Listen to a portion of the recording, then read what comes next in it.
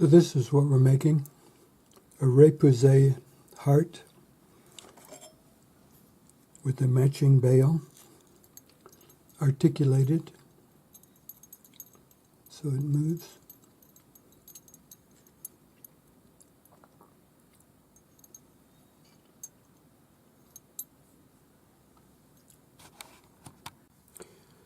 I'm using a piece of 0.8 millimeters thick fine silver.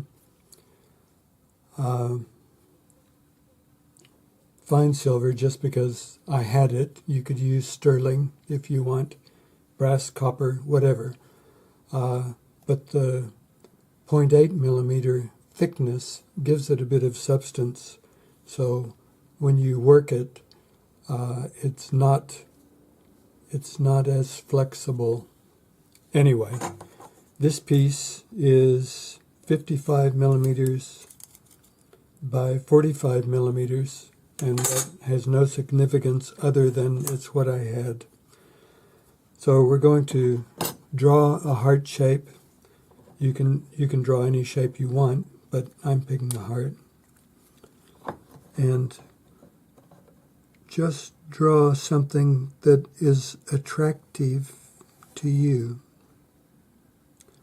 It doesn't have to be symmetrical. It just needs to be a shape that you like. So just play with it until you get it the way you want it.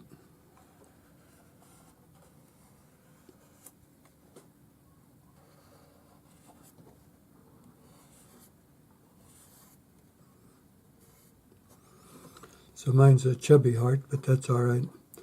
And I'm fairly pleased with that shape. So now we're just going to saw this out. This is going to be a pendant. And this is a 4/0 blade.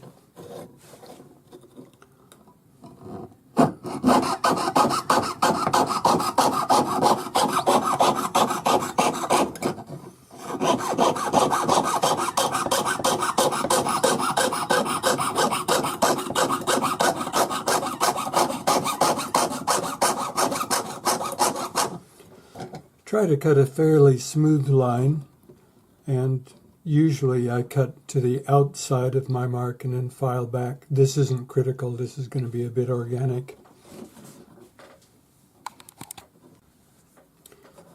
So there's my heart shape.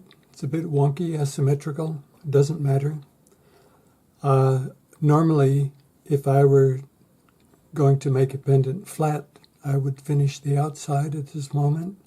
But because we're going to hammer this a bit, and the edge is going to be a bit rough anyway, we'll wait until our hammering is done. So anneal your metal. If you're ordering new metal, if you order it half hard, you won't have to anneal it, you can just work it. This is work hardened, so I have to anneal it.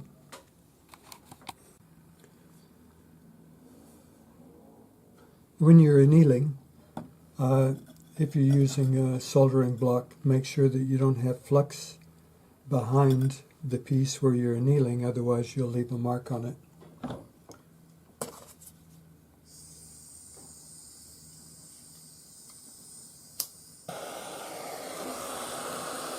So just bring the piece up to a dull red.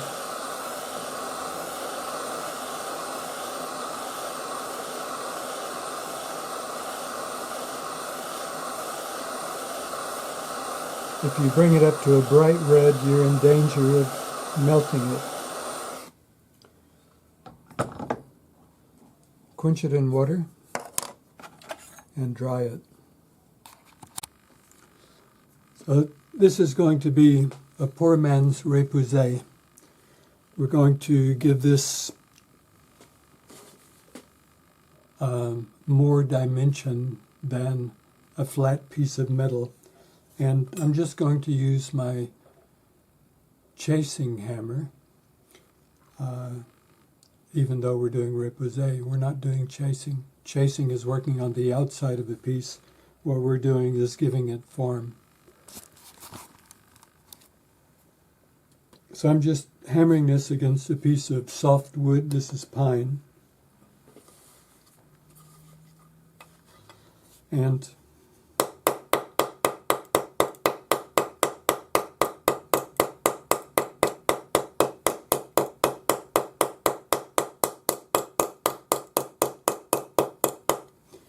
you can see by just hammering it like this, it gives it a dimension, it gives it a curve, and it gives it a texture on the outside.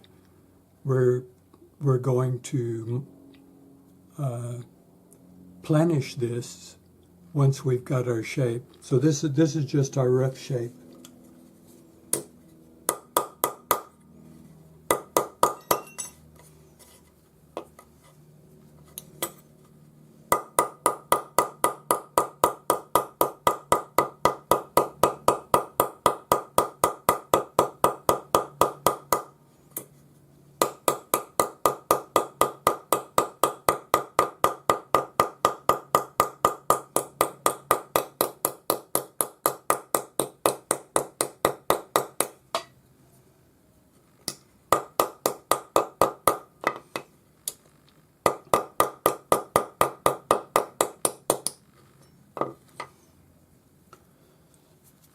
Now you could just leave this like this. It's a nice texture. It's very organic, and it's three-dimensional now. Or you could work it, and what I'm going to do is work it over a doming punch using a planishing hammer. So instead of these bumps, which I quite like and I'll use in the future, I'm going to have a hammered finish on the outside. The doming punch I'm using is 2485, 25 millimeters, close to 1 inch.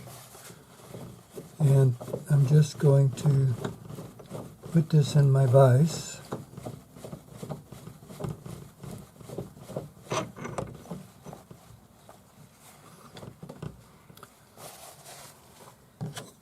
And I'm using a jeweler's hammer. You could use a planishing hammer.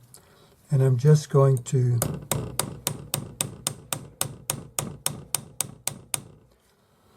go around all of the outside, and you can see I'm changing the bumps into little hammered facets. I'll go over the whole piece.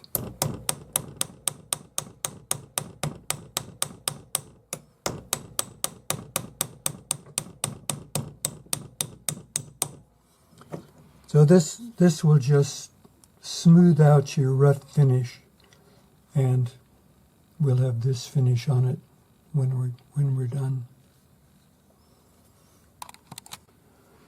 So once you get the curve and the texture you want on your piece, what I do is I put it back on my wooden block, and I hammer the edges a little.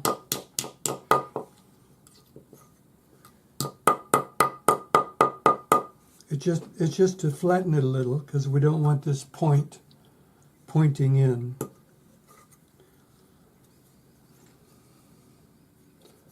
And now, file and sand your edges, drill a hole for your bail, polish it, and you're finished.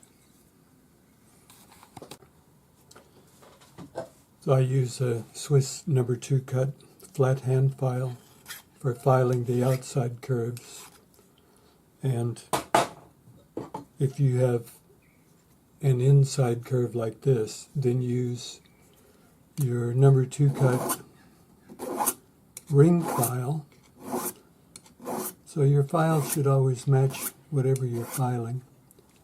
And then I use 400 grade sandpaper on a sanding stick, and the same thing, a flat sanding stick for the outside and a round sanding stick for the inside.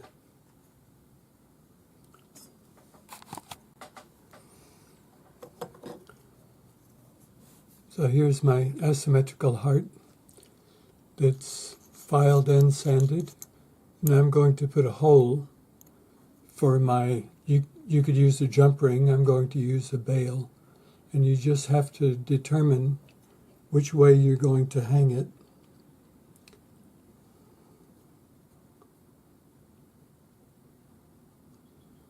I'm going to put my hole up here on the small side.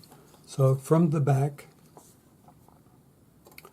about 1.5 millimeters down, 2 millimeters, a punch mark, just using a small center punch, and then we're going to drill also from the inside, and I'm using a 1.2 millimeter drill.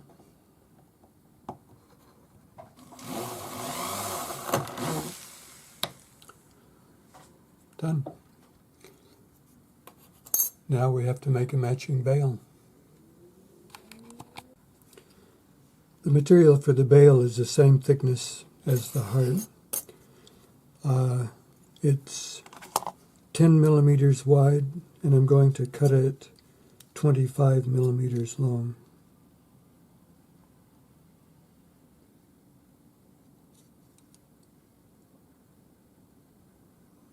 .26.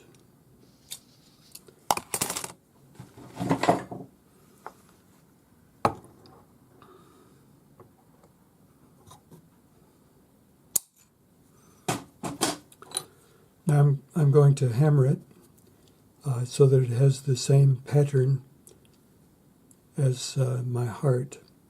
I'm just going to take my planishing hammer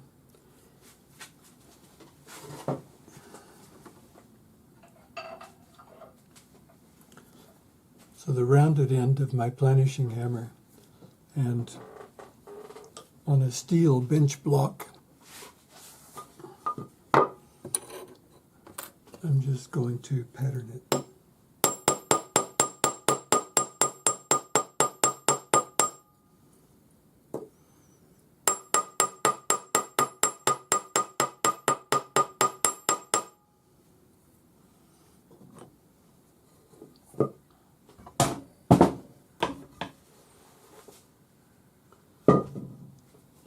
Then I'm going to cut it in a diamond shape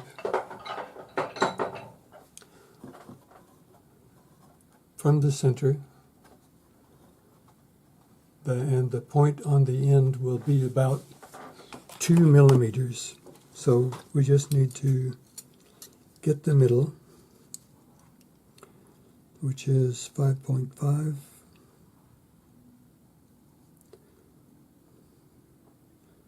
Add a millimeter, 6.5.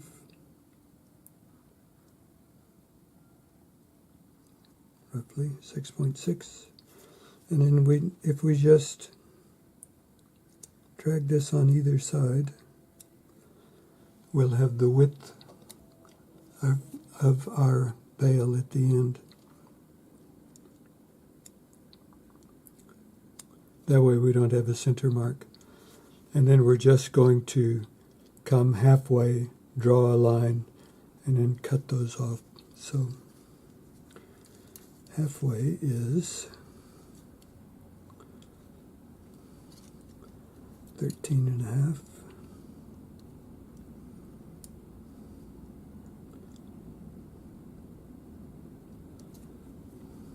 And just a small mark. Otherwise, we'll have something that we'll have to take off later.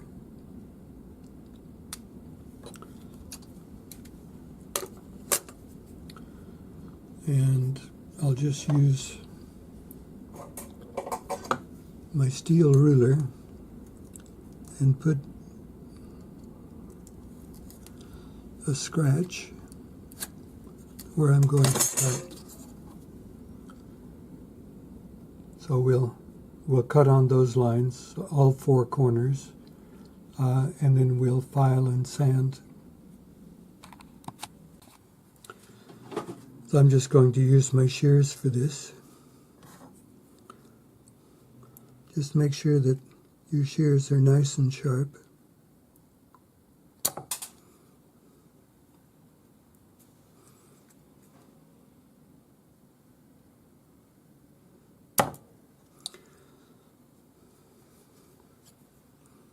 I'm cutting from this side You really have to make sure they're sharp, otherwise you'll just bend the edge of the metal down. Make sure that they're closed.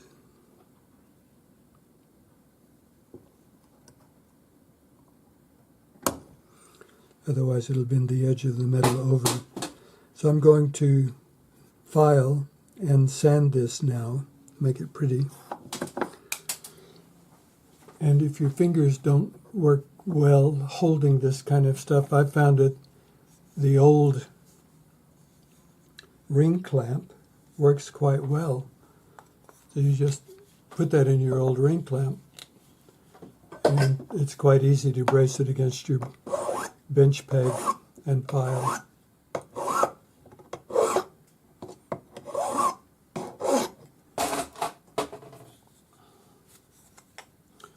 Now when you're filing, make sure that you get this symmetrical. You can fix little imperfections as you go this way.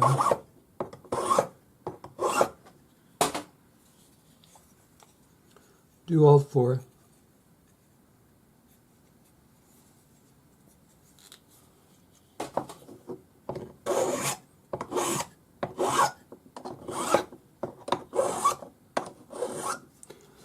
And file to your original scribe mark, because if you leave that mark on there, when you polish it, you'll still see it.